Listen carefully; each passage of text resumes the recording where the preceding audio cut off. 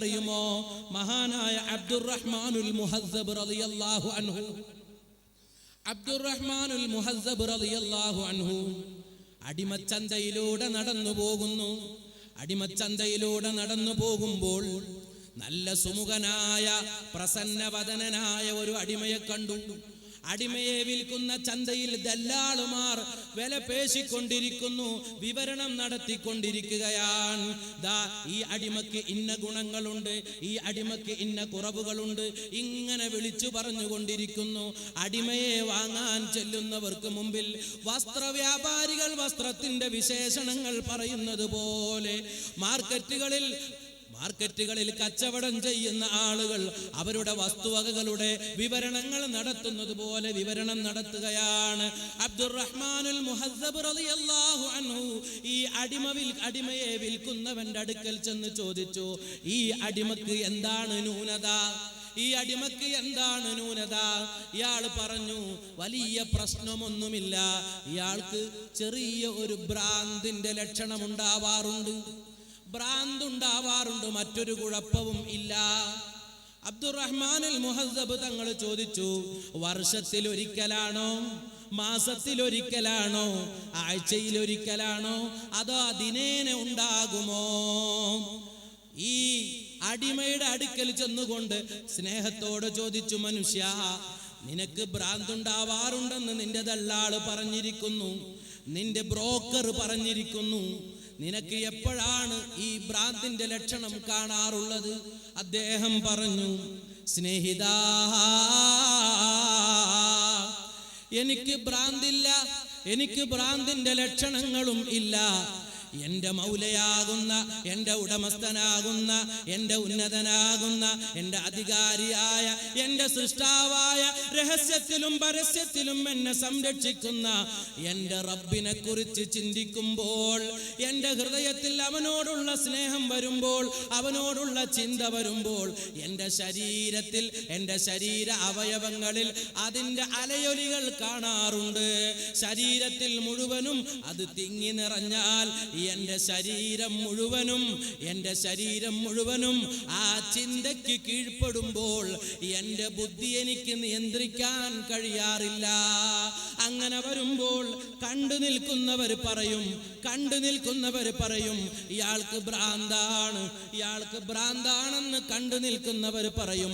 അതല്ലാതെ എനിക്ക് മറ്റൊരു കേടുമില്ല. അബ്ദുറഹ്മാനുൽ മുഹസ്സബ് റളിയല്ലാഹു അൻഹു അടിമയുടെ അടുത്ത് ചെന്ന് ഇയാളോട് വിവരങ്ങൾ ചോദിച്ചറിഞ്ഞ് ദല്ലാളുമായി കച്ചവടം ഉറപ്പിച്ചു. എത്രയാണ് ഈ അടിമയുടെ വില? 200 ദിർഹം. 200 ദിർഹമാണ് ഈ അടിമയുടെ വില. 200 ദിർഹം ഉടനെ എടുത്തു കൊടുത്ത് അടിമയെ കൈവശപ്പെടുത്തി വീട്ടിലേക്ക് കൊണ്ടുപോയി. വീടിന്റെ മുൻവശത്ത് ചെന്ന് വാതിൽ മുട്ടി വാതിൽ തുറന്നു അടിമയോട് പറഞ്ഞു, നിങ്ങൾ പ്രവേശിക്കണം. അടിമ പറഞ്ഞു, വേണ്ട, ഇവിടെ നിങ്ങളുടെ ഭാര്യയില്ലേ, നിങ്ങളുടെ മക്കളില്ലേ, അതുകൊണ്ട് ഞാൻ പ്രവേശിക്കുന്നില്ല. ഉടമസ്ഥൻ പറഞ്ഞു, അതൊന്നും സാരമില്ല, പ്രശ്നമാക്കേണ്ട, നിങ്ങൾക്ക് ഞാൻ അനുവദിച്ചു തന്നിരിക്കുന്നു. അവരെ കാണുന്നതും അവരോട് സംസാരിക്കുന്നതും നിങ്ങളുടെ ആവശ്യങ്ങൾ ഉന്നയിക്കുന്നതും ഞാൻ അനുവദിച്ചു തന്നിരിക്കുന്നു. ഈ അടിമ പറയുകയാണ്, അല്ലാഹു വിലക്കിയതിനെ, അല്ലാഹു നിഷിദ്ധമാക്കിയതിനെ അനുവദിച്ചു തരുന്നവൻ ആരാണ്? അതുകൊണ്ട് നിങ്ങൾ എപ്പോ വിളിച്ചാലും ഞാൻ വിളിപ്പുറത്തുണ്ട്, വാതിലിന്റെ പുറത്ത് തന്നെ ഞാൻ നിൽക്കുന്നുണ്ട്. അന്നത്തെ ദിവസം രാത്രി കിടന്നുറങ്ങി നേരം പുലർന്നു. രാവിലെ സമയമായപ്പോൾ പ്രഭാത ഭക്ഷണം കൊണ്ടു ചെന്ന് അടിമയോട് പറഞ്ഞു, ഇതാ നിങ്ങൾക്കുള്ള ഭക്ഷണം. അടിമ പറഞ്ഞു, ഇന്നി സ്വായിമുൻ, ഞാൻ നോമ്പുകാരനാണ്. വൈകുന്നേരമായപ്പോൾ നോമ്പ് തുറക്കാനുള്ളത് കൊണ്ടുചെന്നപ്പോൾ പറഞ്ഞു, എൻ്റെ വയറ് നിറഞ്ഞിരിക്കുന്നു, എനിക്ക് ഭക്ഷണത്തിന് ആവശ്യമില്ല, എൻ്റെ വയറ് നിറഞ്ഞിരിക്കുന്നു. ഈ വ്യക്തിയെ കണ്ടപ്പോൾ, പ്രവർത്തനങ്ങൾ നിരീക്ഷിച്ചപ്പോൾ ഇദ്ദേഹം അല്ലാഹുവിൻ്റെ ഔലിയാക്കളിൽ പെട്ട വ്യക്തിയാണെന്ന് മനസ്സിലായി. രാത്രിയായപ്പോൾ അദ്ദേഹം എന്താണ് ചെയ്യുന്നതെന്ന് ഞാൻ വെറുതെ ഒന്ന് പരതി നോക്കി, ഒന്ന് ശ്രദ്ധിക്കാൻ ചെന്നപ്പോൾ അദ്ദേഹം നിസ്കാരത്തിലാണ്. അടിമ നിസ്കരിച്ചു കൊണ്ടിരിക്കുകയാണ്. ഞാൻ ചെന്നത് അദ്ദേഹം അറിഞ്ഞില്ല.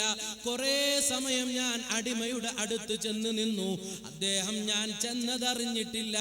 കുറെ കഴിഞ്ഞപ്പോൾ ഞാൻ അദ്ദേഹത്തിന്റെ സമീപത്ത് നിന്ന് തിരിച്ചു പോന്നു. കുറെ സമയം ഞാൻ നിന്നല്ലോ. ഈ നൃത്തത്തിൽ എനിക്ക് കാണാൻ കഴിഞ്ഞത് അദ്ദേഹം സുജൂദ് ചെയ്ത്, ഒരുപാട് സമയം സുജൂദ് ചെയ്ത് സുജൂദിൽ നിന്ന് എഴുന്നേറ്റ് പറയുകയാണ്, ഇലാഹി അഗ്ലഖത്തിൽ മുലൂകു അബ്വാബഹാ. പടച്ചവനെ, അധികാരമുള്ളവർ അധികാരത്തിന്റെ വാതിലുകൾ അടച്ചു വച്ചിരിക്കുന്നു. എല്ലാ അധികാരികളുടെ വാതിലും ഇപ്പോൾ അടഞ്ഞു കിടക്കുകയാണ്. അവരുടെ പ്രൊട്ടക്ഷൻ കാരണത്താൽ, അവരുടെ അധികാരം, അവരുടെ ജീവനുള്ള പേടി കാരണത്താൽ അവർ മുഴുവനും ബന്ധിപ്പിച്ചിരിക്കുകയാണ്. വബാബുക മഫ്തൂഹുൻ ലിസ്സായിലീൻ.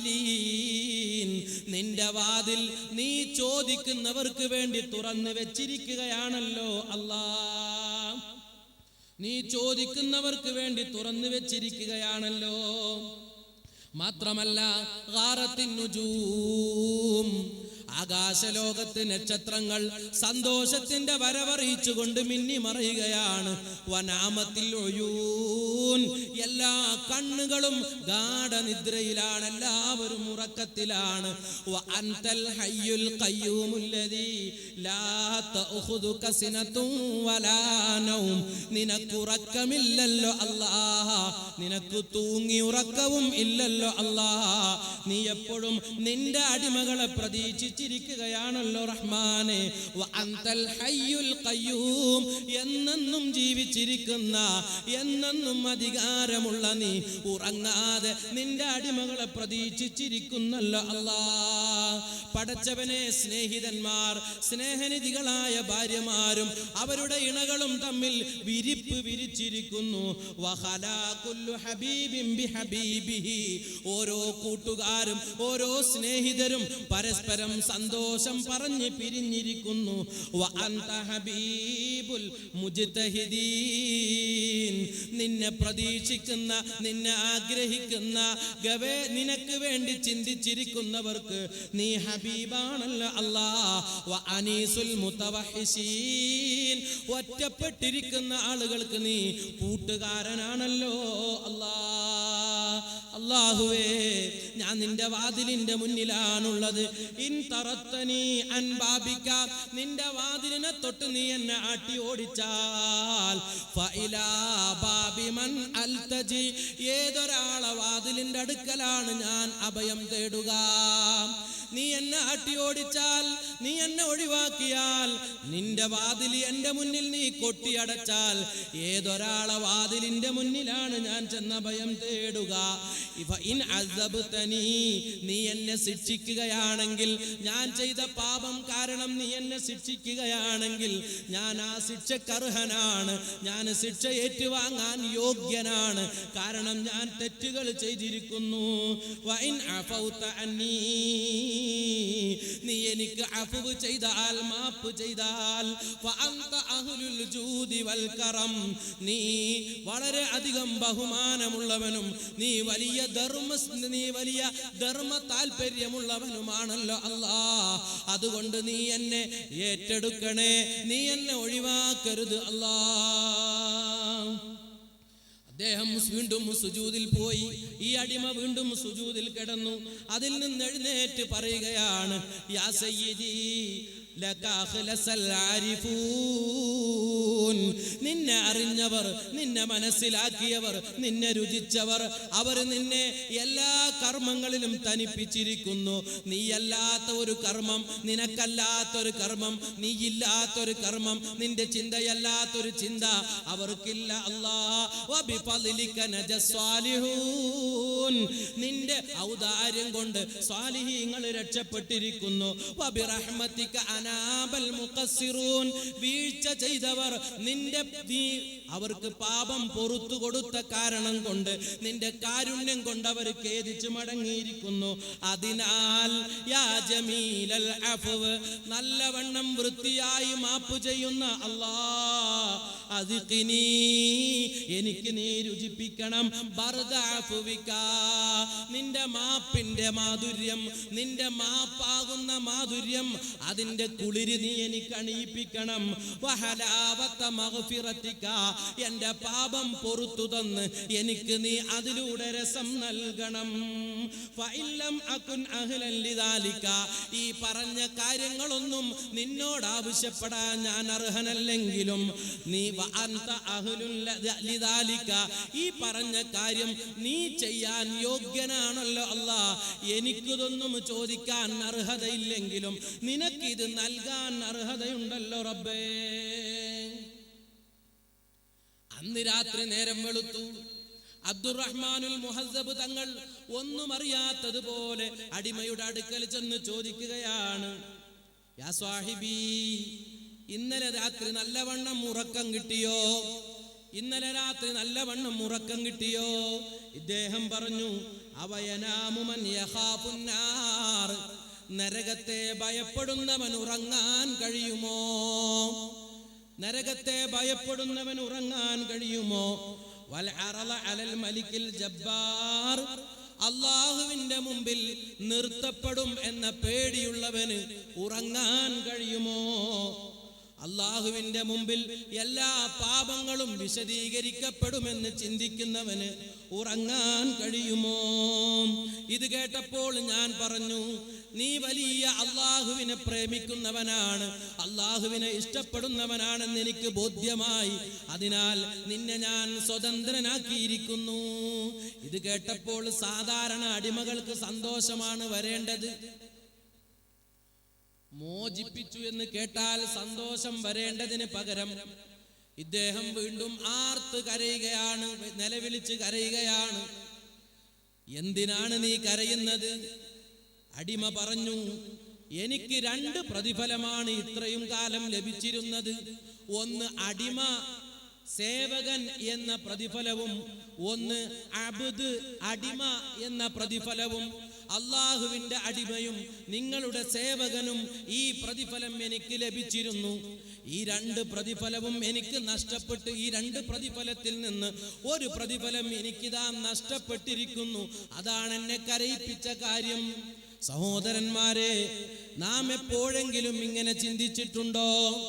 നാം ഭക്ഷണം കഴിച്ച് കിടന്നാൽ നമുക്ക് പല സമയങ്ങളിലും രാത്രി എഴുന്നേൽക്കേണ്ടുന്ന സന്ദർഭമുണ്ടാവാറുണ്ട്. അങ്ങനെ വന്നാൽ തന്നെ നമ്മെ പ്രതീക്ഷിച്ചുകൊണ്ട് എൻ്റെ അടിമ എപ്പോഴെങ്കിലും എന്നോട് ആവശ്യപ്പെടുന്നുണ്ടോ? എൻ്റെ അടിമ എപ്പോഴെങ്കിലും എന്നെ പ്രതീക്ഷിക്കുന്നുണ്ടോ? എൻ്റെ അടിമ എപ്പോഴെങ്കിലും എന്നെക്കുറിച്ച് ചിന്തിക്കുന്നുണ്ടോ? എല്ലാവരും ഗാഢനിദ്രയിൽ പൂണ്ടുകിടക്കുമ്പോൾ എൻ്റെ അടിമ എഴുന്നേറ്റിരിക്കുന്ന ഉറങ്ങാത്ത എന്നെ, ഹയ്യാകുന്ന എന്നെ, ദായിമൻ ഹയ്യാകുന്ന എന്നെ എന്നോട് ആവശ്യങ്ങൾ പറയുന്നുണ്ടോ എന്ന് ചിന്തിച്ച് അല്ലാഹു റബ്ബുൽ ഇസ്സത്ത് ഇരിക്കുന്നുണ്ടെന്ന, പ്രതീക്ഷിക്കുന്നുണ്ടെന്ന ചിന്തയോടുകൂടെ നമ്മളെപ്പോഴെങ്കിലും ഇങ്ങനെ ഒരു ചിന്ത ചിന്തിച്ചിട്ടുണ്ടോ? അതിന് പരിശ്രമിച്ചിട്ടുണ്ടോ? ഇല്ല. പകൽ സമയങ്ങളിൽ ചെയ്യുന്ന ഇബാദത്ത് തന്നെ നമുക്ക് ധാരാളമാണ്. ഫർള് നിസ്കാരങ്ങൾക്ക് മുമ്പും ശേഷവും ചെയ്യുന്ന സുന്നത്തുകൾ ചെയ്താൽ തന്നെ വലിയ ഇബാദത്തുകാരനായി. ആഴ്ചയിൽ ഒരു തവണ 10 സ്വലാത്തോ അതല്ലെങ്കിൽ 10 ദിക്റോ ചൊല്ലിയാൽ നാം വലിയ ദാക്കിരീങ്ങളും വലിയ സ്വലാത്ത് ചൊല്ലുന്ന നബി തങ്ങളുടെ മുഹിബ്ബീങ്ങളുമായി മാറി. ഇല്ല ഇല്ല, ഒരിക്കലും നമ്മൾ അങ്ങനെ ആവുകയില്ല. അല്ലാഹു തആല ചെയ്തു തന്ന അനുഗ്രഹവും ആ റബ്ബിനെ അല്ലാഹുവിനെ നാം നന്ദി ചെയ്ത കാര്യങ്ങളും താരതമ്യം ചെയ്താൽ അല്ലാഹു റബ്ബുൽ ഇസ്സത്ത് തിരിഞ്ഞു നോക്കുന്ന ഒരു അമല് പോലും നമ്മുടെ ജീവിതത്തിൽ ഉണ്ടായിട്ടില്ലെന്ന ബോധ്യം നമുക്ക് വരണേ കൂട്ടുകാരെ.